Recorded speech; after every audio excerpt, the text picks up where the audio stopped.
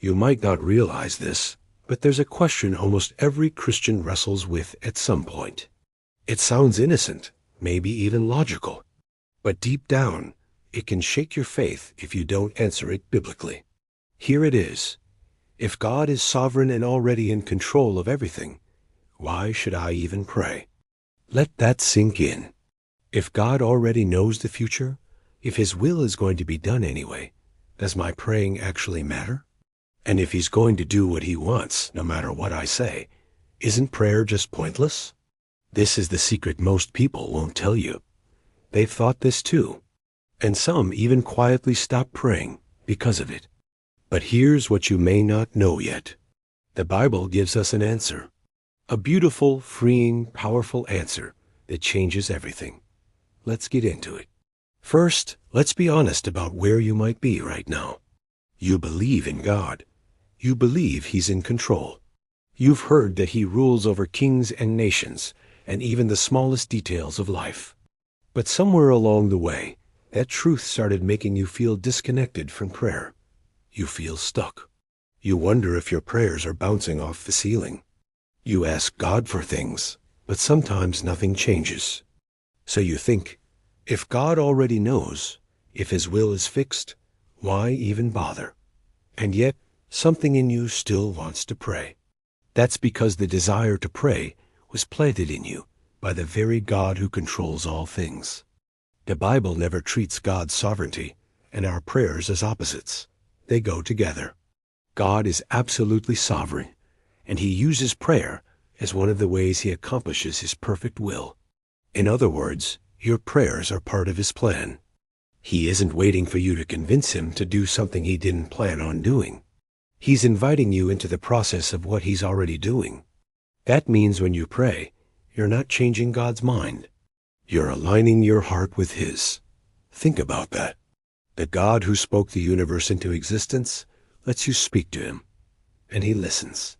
Not because He needs you, but because He loves you. Prayer isn't about manipulating God. It's about depending on Him. It's how we obey His command. Cast our burdens on Him, express our need, and trust Him fully. And when you pray, it's not just about the result. Prayer changes you. It humbles you. It reminds you that you're not in control.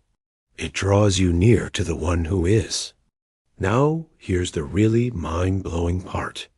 James 5:16 says, "The prayer of a righteous man is powerful and effective." That's not poetic fluff. That's a biblical promise. God has ordained not just the ends, but the means. And prayer is one of those means. So yes, God is in control. Yes, His will is unshakable. But He has chosen to work through the prayers of His people. He planned the prayers and the outcomes. So when you pray, you are stepping into a divine mystery. You are doing something that matters. And you're doing it in the strength He provides. It's not about trying harder or sounding more spiritual.